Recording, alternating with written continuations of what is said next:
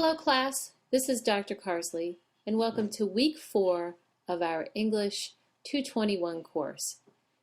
Our topic this week is the great Greek drama Oedipus Rex, or Oedipus the King, and it marks the final text that we will be reading in our unit on ancient and Greek literature. So what is the play about in general? I hope you've all had a chance to start reading it a little bit, and we're pretty familiar with the term Oedipus really from Freud, because Freud used the premise of this play, the idea of marrying your mother and killing off your father, as a label for some of his psychoanalytic theories describing what goes on in the subconscious. So we are familiar with Oedipus mainly via Freud. So it's kind of interesting to go back and read the original play and figure out what Oedipus meant in the context of Greek drama. Some of the themes that I want to point out, or at least bring to your attention, are the theme of the tragedy of unbearable knowledge, I think, which is really the profound meaning of the drama itself. It also touches on a question that has troubled cultures for millennia. How do you deal with evil that really has no rational explanation? How do you deal with knowledge that is too dreadful to bear and a problem that you cannot solve? And oftentimes students get caught up when they read the drama of Oedipus Rex in this idea of fate and free will. And I would ask you or encourage you not to force yourself to choose between whether it was fate that did Oedipus in or whether it was his own free choice that ruined his life.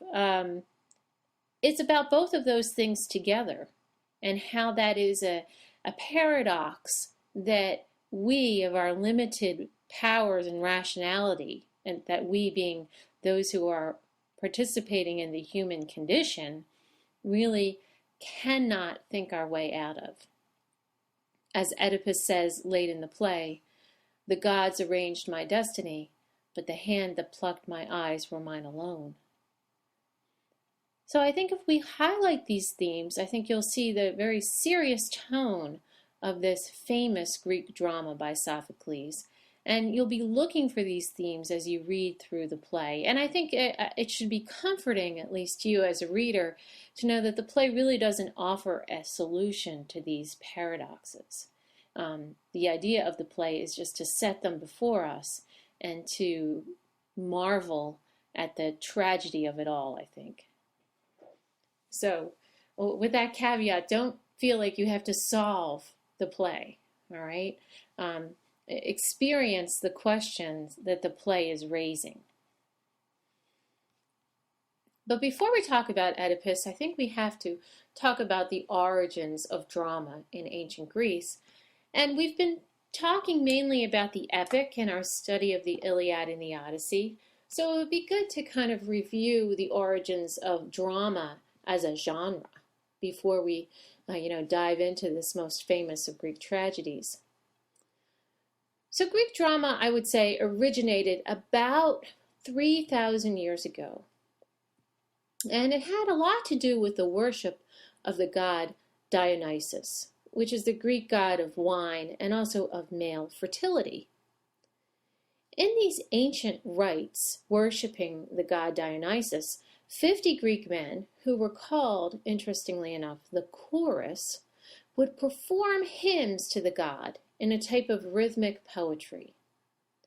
And at the end of this ritual, and this ritual hymn singing, a goat would be sacrificed. And the ritual sacrifice of a goat was called tragos in Greek. Okay, so that's where we get our word tragedy. Well, komos is the Greek word for festival, and that's where we get our word for comedy. So the unity of tragedy and comedy, or The ritual sacrifice of a goat, followed by a festival in a worship of the Greek god Dionysus, is really the origins of all drama in Western culture. So it's very interesting to see how this type of literature evolved over time. Now, after the performance by the chorus and the sacrifice of the goat, there would be an invitation for what was called a union of the sexes. Remember, Dionysus was a fertility god, and the union of the sexes was called the gamos, right? And that's where we get our word polygamy, right? Many unions, or monogamy, one union, right?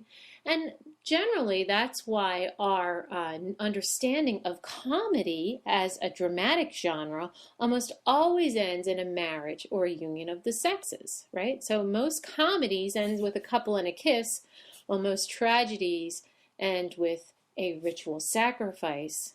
In our case is not of the goat, but of the main character.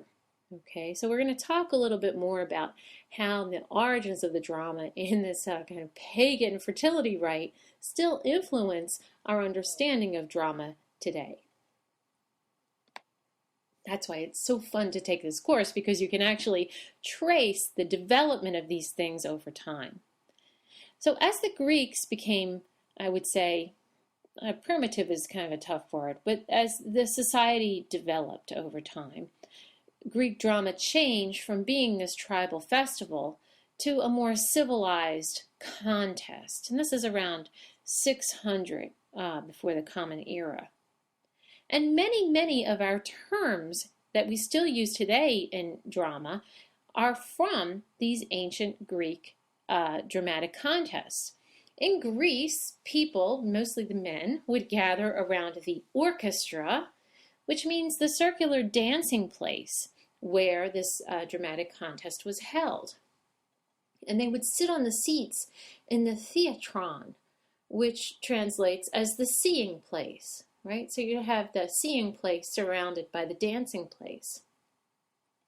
Now, we have some ancient records of these dramatic contests, and we know that in the year 535 BCE, a writer named Thespis won the dramatic contest which was held, by the way, only once a year, by separating one person from the chorus. Instead of having that chorus of 50 men chanting poetry, he separated out one person from the chorus and had him engage in dialogue with the rest of the male chorus. And this was really the birth of drama. And this is why we call actors thespians, after the writer named Thespis, who won the dramatic contest. So the invention of drama is really the invention of live action conveyed by dialogue, right? I want you to remember that definition of drama.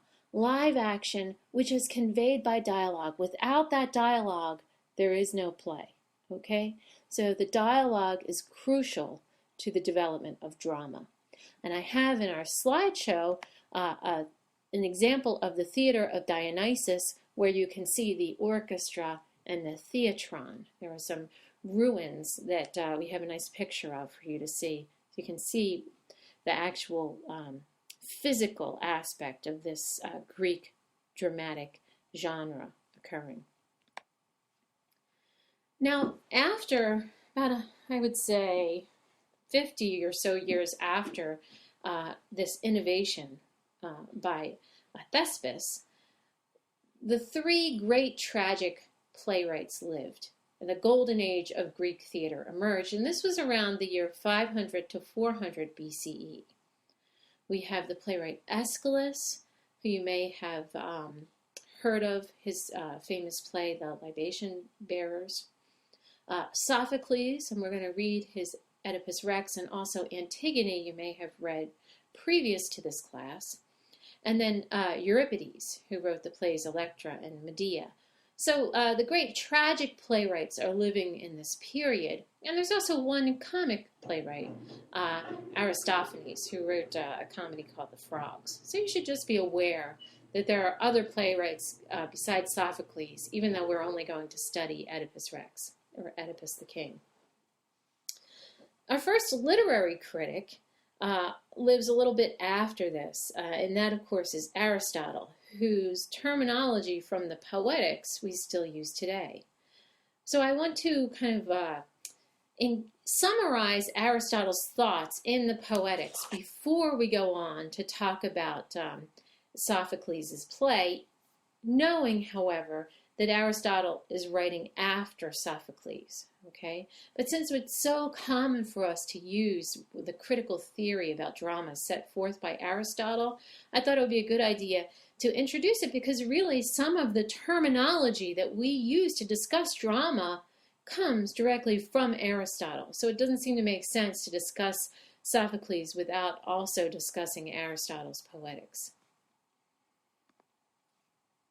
Now, Aristotle said in his Poetics, which was really, I mean, we're just fortunate that we have it. It's really kind of his master's thesis, and we don't even have his original thesis. We have some notes taken by a student of his. So it's quite interesting that we have this preserved, and it's been so influential.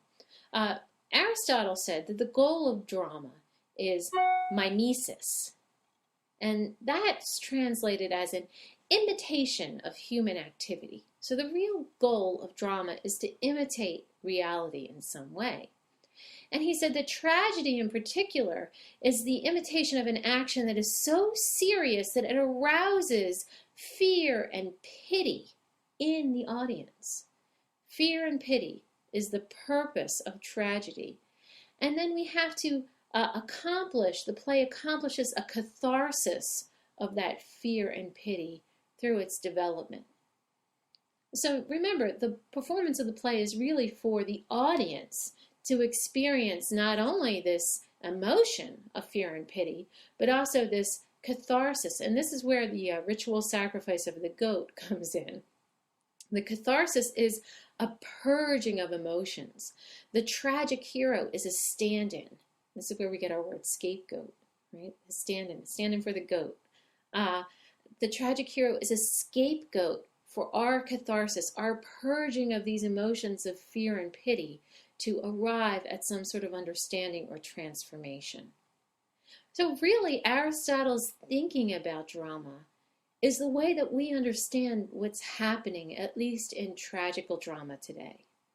So even something as contemporary as, say, Arthur Miller's great Death of a Salesman, he transfigures the tragic hero. We'll see that Aristotle thought the tragic hero had to be someone of high rank, but in contemporary plays, we lose that criteria. We have someone who's an everyday person. But we still see this the sacrificial goat, the tragic hero, as a stand-in for the audience's own catharsis or purging of emotional reality. Again, as I said before, Aristotle really invented the vocabulary for talking about theater.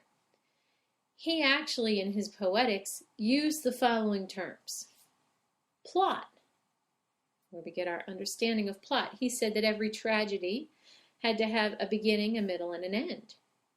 He also delineated really the structure of a play, particularly a tragedy. He said that not only does the play need a beginning, middle, and an end, somewhere in the middle of the play there has to be a reversal of fortunes for the hero.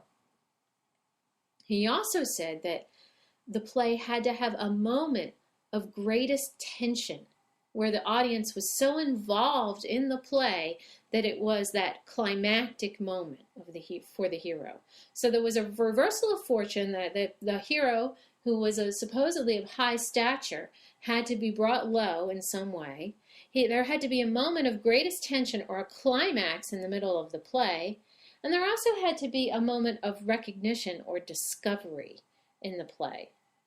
So plot, reversal, climax, recognition, or discovery, all of these terms Aristotle brought to the discussion of drama. He also invented a repertoire of vocabulary for talking about character. Now remember, drama developed when one person was pulled out of that male chorus and started dialoguing with the chorus. And so Aristotle talked about the protagonist, or the first speaker in a debate. Agon meaning a debate. So pro meaning the first, right? So the protagonist, the first speaker, is the main character. And then the antagonist is the speaker who debates against that particular speaker. Okay, so protagonist and antagonist, one who speaks against. And then he also talked about, so these are the characteristics that Aristotle said had to be in a good tragedy. I've also already fielded some emails about the role of chorus in ancient Greek drama. Who is the chorus? We talked about its history in these fertility rituals, but the chorus could also be seen as the poet, or some people have seen that that's the poet exerting a commentary on the action of the play. It could be a stand-in for the spectators, the audience themselves. The chorus could be the audience figuratively commenting on the action of the play. Or it could be a society, the general principles of society weighing in on what's going on. I don't really know, and I'll leave that up to you to decide how you really want to interpret the role of the chorus in this ancient drama. For us, it's very strange. We don't understand why you need the chorus. But for the Greeks, the chorus came first, and everything else was an add-on. So you have to kind of understand that the chorus is the baseline for Greek drama. And the chorus seems to recap the action of the play, to kind of speak for the older male citizens of the city of Thebes. And I think I'm going to put a link to a YouTube production of Oedipus Rex on our website, and you'll see how the chorus is really figured there as these older male citizens weighing in. Okay, sometimes we cut parts of the choral elements of the plays. I think it's useful to see them as part of the oral nature of these dramatic genres. Remember, we talked about oral poetry as always being aggregative. It aggregates and it recapitulates the details, so nothing is forgotten. So you'll see the action of the play unfold in dialogue between the protagonist and the antagonist, and then you'll see the chorus say the whole thing over again. And you'll see that this is how you understand ancient literature, right? That there's a lot of rehashing and rethinking, and just as in the Odyssey, retelling. And there's a benefit in that retelling, because when you retell the tale, you get a different perspective. And indeed, this is how a lot of the juxtaposition works in ancient literature, where instead of having a direct commentary on the action, you'll have a retelling of one story from a different perspective, right? And the poets will just leave those there for you to draw your own conclusion as an audience. So there are a lot of things going on with the role of the chorus, and I'd like you to just experiment with your own readings of the role of the chorus in the play. I do have some links for Oedipus on YouTube, and you can actually see almost the entire production on YouTube. So if you're interested in watching that, I'll have those links in our Blackboard site. But I want to circle back now, since we talked about the role of the chorus, and we talked about Aristotle's vocabulary, to this idea of hamartia again. Now, one of the things that we always have to discuss when we talk about Greek tragedy is this notion of hamartia. Hamartia sometimes is translated in contemporary English as a tragic flaw. But I really want to problematize this idea of hamartia, especially as Aristotle originally described it in the Poetics. Literally, hamartia means to miss the mark. And it was generally thought that it meant to make an error. An error that could be as simple, and I think this is where the word, if I understand it correctly, is derived from, initially by hitting the wrong target with an arrow or a spear. You missed the mark. You made a mistake. It's unclear in the original Greek whether hamartia has a moral valence. In other words, when we translate this as tragic flaw, it's unclear whether to miss the mark means that you have a particular flaw in your character. So one of the things I want you to pay attention to is this idea of hamartia in Oedipus Rex. Does the tragic hero initiate his own downfall, as we see Oedipus do by inadvertently cursing himself when he brings down his curse on the person who is causing this plague on his city? Does the tragic hero initiate his own downfall because he is somehow sinful or flawed or imperfect in some way? Is it because of hubris and overweening pride that brings him down? Or is he in this position because he is so excellent that he believes he can take on the consequences of whatever problem there is in the world? There's a lecturer, his name is Ian Johnston, who says that Oedipus's error is inextricably tied up with his human greatness, and that the only people who can really be marked by hamartia are the people who are so excellent in their own right. So celebrity, a kind of moral greatness that is equal to perhaps the warrior greatness of Achilles. And that it's these are the people, these celebrity people, who have ultimately this tragic flaw or hamartia. I want you to evaluate that on your own. There's certainly been a lot of ink spilled over the ages about the tragic flaw, and see if you believe that Oedipus's predicament is somehow tied up with his own moral inadequacy or his own misjudgment in some particular way. And we'll talk about that in our discussion area. We certainly know that Oedipus, like Ulysses or Odysseus, is a clever person, and he is famous for his intellect and his intelligence.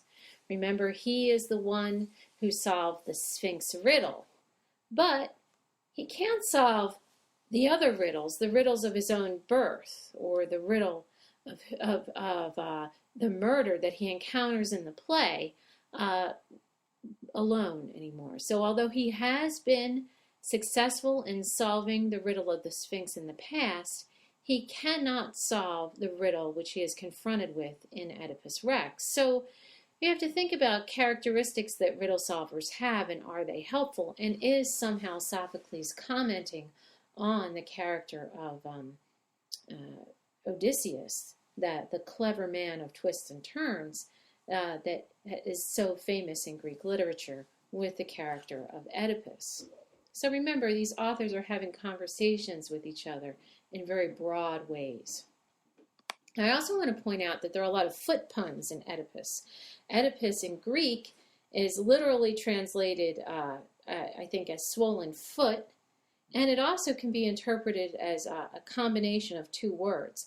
The word for I know or I see, combined with the word for two-footed. And this is a reference to Oedipus's solving of the riddle of the Sphinx, which had to do with what goes on 2 feet, 3 feet, 4 feet first, then 2 feet, then 3 feet, right? So Oedipus is the great solver of the foot riddle. His name means swollen foot, referring to his horrible incident at his birth, where he was cast out from his family because the oracle prophesied that he would kill his father. And so his father cast him out and pierced his feet with a ring and left him to die, where he was found by a shepherd and adopted.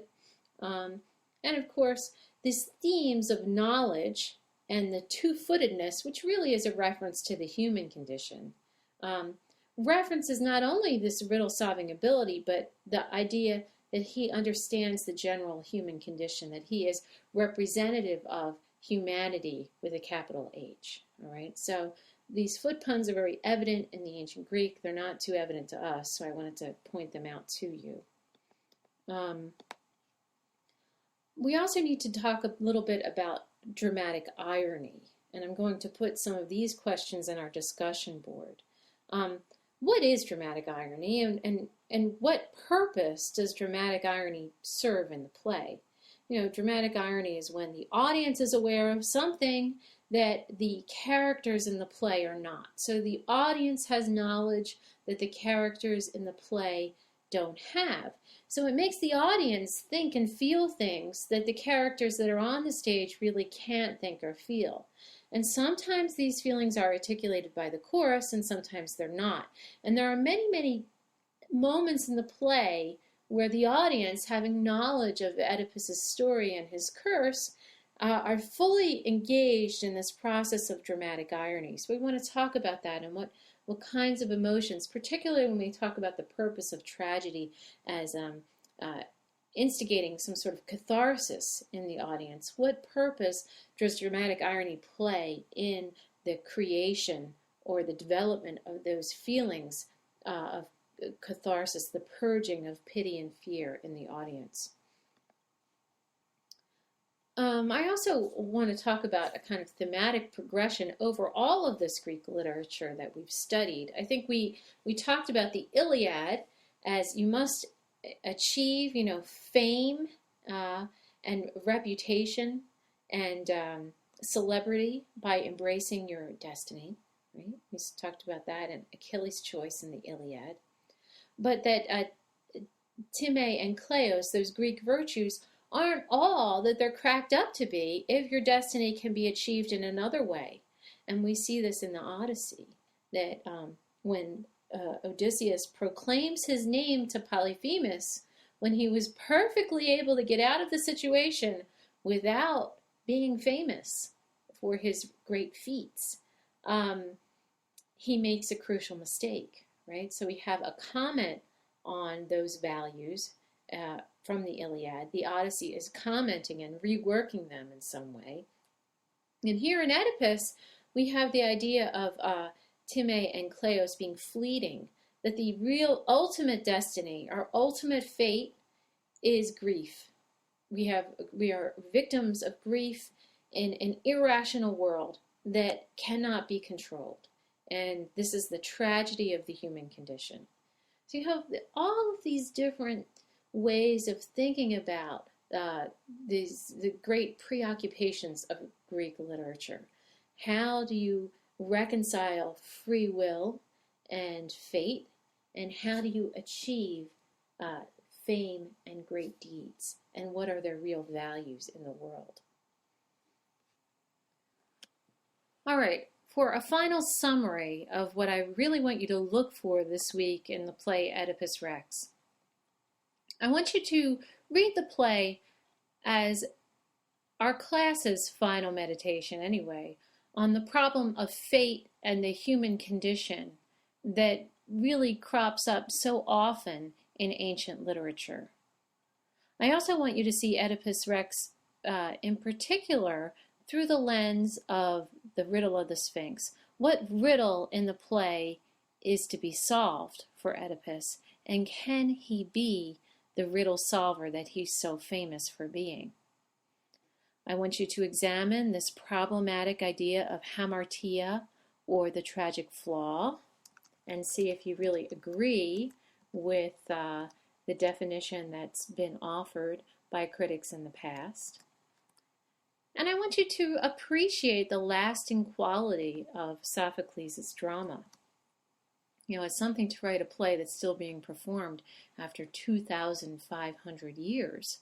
And I will do a little wiki scavenger hunt on Sophocles and these dramatic contests, because it may surprise you to know that the year that this was offered in the Greek dramatic contest, Sophocles didn't even win for this play. He came in second place. So we're going to explore that a little bit in our discussion boards. And I hope you enjoy this play. It's a difficult play to read, but I think profoundly moving. And especially if you can see some of the clips on YouTube, you'll see a production that's really well done.